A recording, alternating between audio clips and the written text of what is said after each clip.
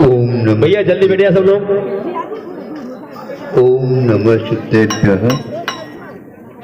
ओम नमः शुद्धेभ्यः। अहिंसा परमो धर्म की जय। आचार्य गुरुवर श्री कुंद भगवान की जय। आचार्य गुरुवर श्री ज्ञान सागर गुरु महाराज की जय। आचार्य गुरुवर श्री विद्यासागर महाराज की, आचार्य संत की।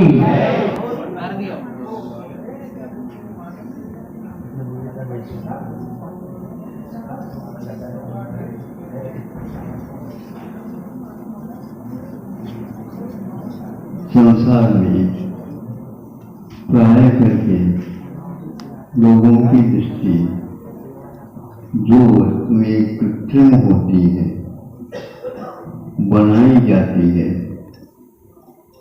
उनमें विकास लाया जाता है और पुरानी हो जाती है तो उनको मिटाकर दूसरा और कुछ रूप दिया जाता है। इसी में संसारी प्राणियों का अभिमान कुछ पुष्ट भी होता है और इसी में कुछ दानादि कार्यों का भी समावेश हो जाता है। अकृत्रिम का कोई दान नहीं हुआ करता। अकृत्रिम में कोई विस्मय तब होता है जब हम उसकी तुलना कृत्रिम से करने लग जाते हैं। अकृत्रिम को देखने से कई बार अभिमान अपने आप ही चूर होता है, पर कृत्रिम को देखने से अभिमान फलता फूलता नजर आता है। ये सब बातों से ऐसा लगता है, दार्शनिकता के बारे में जब सोचते हैं तो ये दोनों एक ऐसे पक्ष हैं जिन पक्षों के कारण संसार से दूर होना और एक प्रकार से संसार में लीन होना, दोनों कार्य हम लोगों के द्वारा यानी जो मोह से प्रभावित है उनका होता रहता है। नदी नाले इत्यादि को आप देखते हैं तो विस्मय होता है कि कहाँ से आई, कितने दिन से आई, कहाँ जाएगी, इसमें किसका किसका सहयोग है। कोई सहयोग नहीं, प्रकृति से सब कुछ होता रहता है।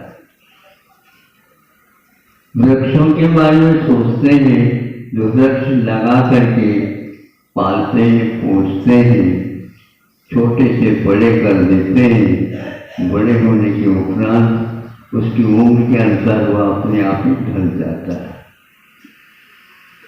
इसको देखने से ऐसा लगता है कि हम एक प्रकार से जो है परिणम्य है उसको न देख करके हम अपनी तरफ से कुछ करना चाहते हैं। ये हमारा अज्ञान है।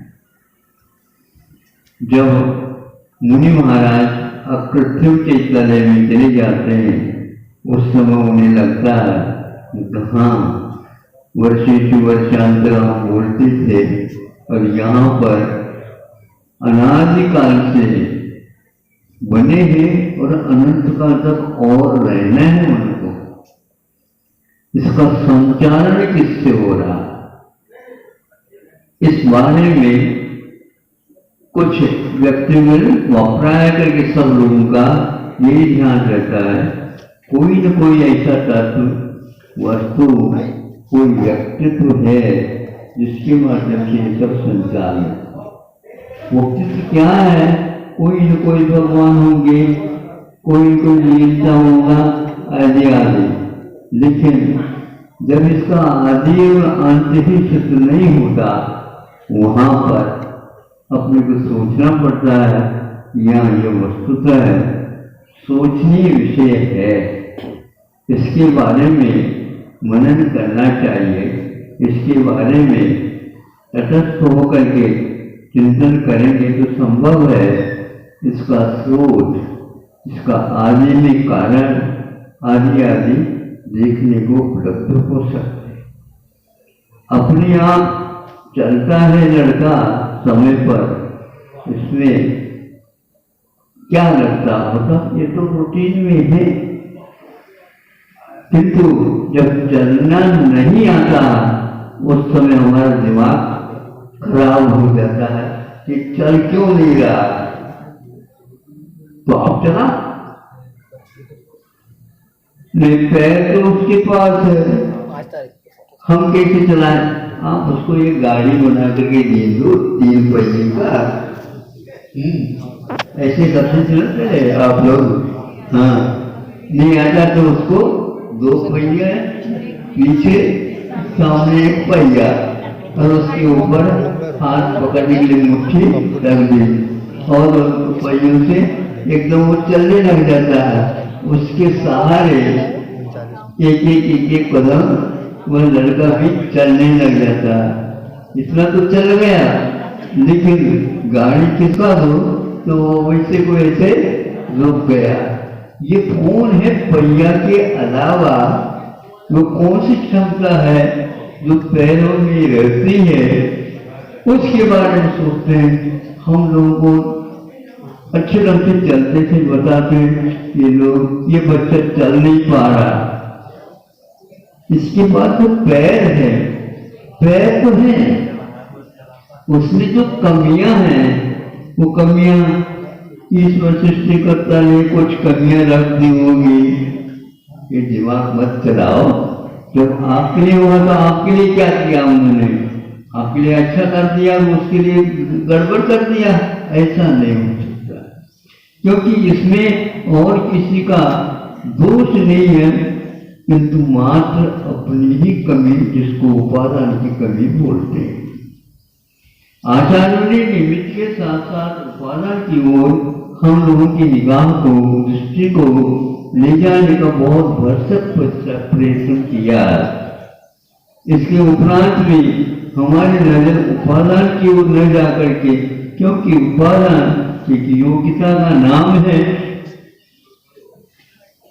वह हर क्षेत्र में तो उसकी अनिवार्यता है, लेकिन फिर भी निमित्त दिखता है। हम बनाते हैं, हम बिगाड़ते हैं, हम सुधारते हैं, कुछ होता है तो वह हमारे अधीन जैसा लगता है। लेकिन जब उपादान किसी काम का नहीं आता है, तब इस निमित्त की निष्क्रियता, इस निमित्त की औपचारिकता, इस निमित्त की एक प्रकार से भिन्न कार्य करने रूप स्वभाव का परिचय हमें होने लग जाता है। आप जो चलाने वाले थे, अब थक गए, आप बच्चा तो चल नहीं पाता, अब अपना काम कर ले, तो आप अपने काम में लग गए। यह आपका उपादान है, वह निमित्त उस अपेक्षा से था, उसको छूट। चिकित्सा आप कब तक करते हैं, जब तक उसमें कुछ गतिविधियां परिवर्तित हो जाती है, कुछ लगता है कि भाई आओ थोड़ा सा कर लें, इसका कार्य प्रारंभ हो जाएगा। जब ये ज्ञात हो जाता है डॉक्टरों से, वैद्यों से, ये कितने भी आप करो या अपना स्वभाव नहीं छोड़ सकेगा, हम तो इसको आगे किसी प्रकार से सुधार नहीं ला सकते। तब आपके पास पैसा ज्यादा भी हो तो भी कहते हैं भैया अब विदेश में जब होकर के लौट करके आ गए, तो पैसा फालतू इसमें नहीं लगाएंगे, हम दूसरे काम में लेंगे, लेकिन इसमें लगाने से कोई प्रयोजन सिद्ध नहीं होता। तो अपने आप ही उस व्यक्ति के चिकित्सा संबंधी मोह जो था वह अपने आप ही शांत हो जाता। कब शांत हुआ? जब उसका उपादान में किसी प्रकार का विकास नहीं हो पाया। एक सीमा तक हम जब इस प्रकार का अध्ययन चिंतन होता है तो अपने आप ही राग और द्वेष और मोह और मैं जो इस प्रकार का होता था वो ठंडा होने लग जाता है। नीचे गर्मी है, नीचे आग है, आग जब तक है तब तक ऊपर खदबल खदबल खदबल होता रहता है, और थोड़े से नीचे से खिसका दो अथवा ईंधन पटको नहीं तो अपने आप शांत हो जाता है। जैसे जैसे अग्नि नीचे शांत होने लग जाती है वैसे वैसे वह ऊपर का भी शांत होता। अब हम समझते हैं कि इस अग्नि के द्वारा जो हो रहा, यदि अग्नि के द्वारा होता तो हमेशा होता रहना चाहिए था, लेकिन वो खतवत जो होता है वह भी एक समय तक ही होता है, फिर बाद में वो भी, क्योंकि तापमान एक स्थान पर जाकर के विकास भी नहीं होता और नीचे भी नहीं आता है तो वहां पर तटस्थ हो जाता है। उसी प्रकार हम लोगों का जो भीतरी उपादान है उसका परिणमन अपनी योग्यता के बल पर होता रहता है। बाहरी निमित्त के कारण कुछ परिणति ऐसी होती है कि हम उसको अपने द्वारा बनाए गए हैं ऐसा मान करके आगे चलते हैं। छोटे बच्चों में इस प्रकार की बुद्धि लाने के लिए शुरुआत में तो गाड़ी दिखाया, फिर इसके उपरांत गाड़ी तो गड़ी हुई है, गाड़ी अपने आप चलती नहीं, कितने भी आप जुगाड़ कर लो। जुगाड़ समझते हो दिमाग कम चलता है, लेकिन जब उपादान की कमजोरी सामने आ जाती है जुगाड़ कोई काम करता ही नहीं। और हम तो पागल थोड़े जुगाड़ की तरह काम करने, लेकिन पहले तो पागल बने हुए थे आप जुगाड़ की तरह काम। ये जुगाड़ जो है ना एक प्रकार से अपने दिमाग से चलता है। उसके लिए विद्यालय, उसके लिए महाविद्यालय, उसके लिए विशेष रूप से प्रशिक्षण, परीक्षाएं आदि आदि कुछ भी नहीं होते हैं। ऐसे ही मोक्ष मार्ग में भी थोड़ा समझ से चले जाओ, एक निमित्त कहाँ तक कितनी सीमा तक होने चाहिए। निमित्त के अंबार नहीं लगाया जाता और उपादान के लिए इन अंबारों की कोई आवश्यकता नहीं पड़ती, किंतु कभी कभी क्या वस्तुता ऐसा ही है। बहुत सारे अभी भी इस जमाने में भी भारत में आदिवासी इलाके में जाते हैं तो वहां पर कोई भी इस प्रकार के प्रबंध नहीं है और उनका कार्य बहुत सुचारू रूप से चल रहे हैं और कोई लोग वहां पर फैसला नहीं, थोड़ा सा भी हो जाए तो वहां कुछ वनस्पतियों के प्रयोग कर लेते हैं तो आम लोगों से भी बहुत अच्छी चिकित्सा उनकी हो जाती है। लेकिन आप तो पैसे वाले हैं इसलिए सोचते नहीं हमारी ही चिकित्सा होती, उनको जाकर के देख लो, कभी भी इसमें वो अटके नहीं, भटके नहीं और आपके सहयोग की भी इच्छा नहीं रखते हैं। ये सहयोग जो है एक प्रकार से हमारे उपादान में कभी कभी कमजोरी लाने में भी कारण होता है। बार बार आंखों में जब देखना ही बंद हो रहा है तो चश्मा क्या कार्य, चार से लगाओ, चार तो चार चश्मा लगा लो, होने वाला नहीं है। मुख्य जो होता है वो भीतर से होने वाला है, तो वह यदि मजबूत है तो हम काम चलावे ऊपर से कर सकते हैं, बात उस सहयोग से ले सकते हैं। अब आप जो है ज्यादा 3 पहिया वाले गाड़ी की ओर मत देखो, अपने बच्चों को ही देखो। शुरुआत से ही यदि उसमें कुछ ऐसे संस्कार डालते हैं तो अवश्य ही उससे निमित्त पा करके वहां आगे बढ़ भी सकता है। हमेशा उपादान ही एकमात्र काम करना ऐसा भी नहीं, और निमित्त से हम काम निकाल देंगे तो वो ऐसा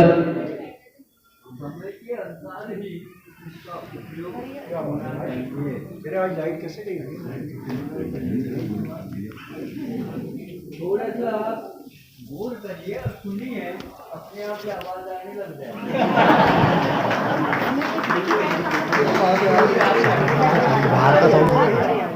बाहर का हमारी आदत पड़ जाती है थोड़ा और बढ़ाओ तो बढ़ाओ यहाँ पे अपने थोड़े से उपयोग है कानों में लाइए माइक में नहीं। हाँ, इसलिए भी आप जोर से बोलो, माइक तो अपने घर से ही बोलेगी। इसलिए इसके धीरे धीरे धीरे खिसकाने के ना उन लोगों के लिए कानों को कोई यंत्र फिट कर दो, भैया हमें यंत्र नहीं चाहिए। कोई आदिवासी इलाका में 2% भी चश्मा नहीं लगाते, अब यहाँ पर 2% भी चेंज रह गया। जब से ये लगने लगे, हाँ बच्चों को लगने लगे, 4 लगने लगे चश्मा, जैसे बोला परे क्या हो गया हो, बिल्कुल दिमाग बिल्कुल हो रहा।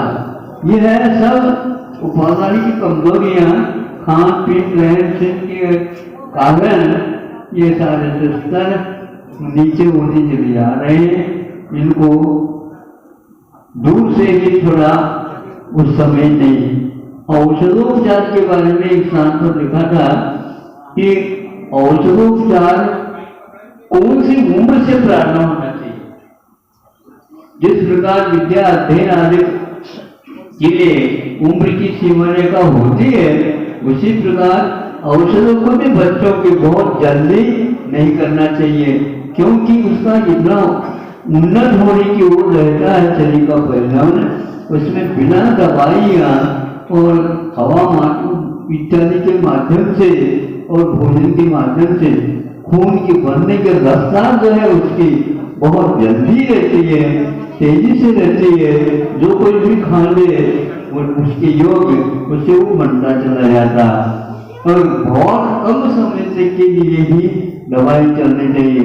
किंतु आज के जमाने में दवाई जीवन पर्यंत होना चाहिए, भले ही भोजन बीच में छोड़ दो तो चल जाएगा, किंतु दवाई नहीं छूटनी चाहिए। ऐसी परंपरा आ गई है, इसलिए ये खराब है। उस व्यक्ति को अंत में बहुत सारे असुविधाएं होंगी। जब वो दवाएं काम करना बंद कर देगी, उस समय उसके अब नमोकार मंत्र उसको सुनाओ तो भी नहीं सुन पाएगा। इसलिए नहीं है कि उसकी क्षमता पूरी नष्ट हो जाती है। अब वह न भोजन क्या कर सकता है न कर सकता है। ऐसी स्थिति में वह नाइलाज जिसको बोलते हैं, वही उसकी पीठ में एक प्रकार से सेवा नहीं हो पाएगी। इसलिए कभी भी दवाइयों को खुराक न बनाइए, दवाइयों को खुराक नहीं बनाया, वो भोजन न बने। किंतु आज भोजन करते जाओ, किंतु 2 वक्त जो भोजन करने के लिए कहा गया था वह 8-10 बार होता चले जाता। आप लेते जाओ, छोटे थोड़े अब लेते जाओ तो रात दिन वह चलती जाएगी। वो रुकना चाहिए, क्योंकि कुछ समय के बाद पेट में जो क्रियाएं हैं पाचन की वो रुकनी चाहिए। उसके ऊपर बहुत ज्यादा भार दोगे, निश्चित रूप से वह यंत्र है गड़बड़ करेगा, वह आपके जीवन में हानिकारक होगा। इसलिए कृत्रिम की ओर दृष्टि कम रखो और कृत्रिम की ओर दृष्टि रखो तो उपादान का महत्व समझ में आएगा। और कृत्रिम के कारण जो अभिमान हो रहे हैं या बिना छोड़ दो ऐसा नहीं छोड़ेगा। अब कृत्रिम को यदि दिखाओगे तो अपने आप ही कृत्रिम के ऊपर जो मोह हो रहा है और उसके ऊपर अभिमान हो रहा है, अहंकार हो रहा है और उपादान की उपेक्षा होती चली जाती है। उपादान के साथ आपका लगाव हमेशा बना रहे, थोड़े बहुत निमित्त का सहयोग भी लेते रहिए। ऐसा प्रभु है।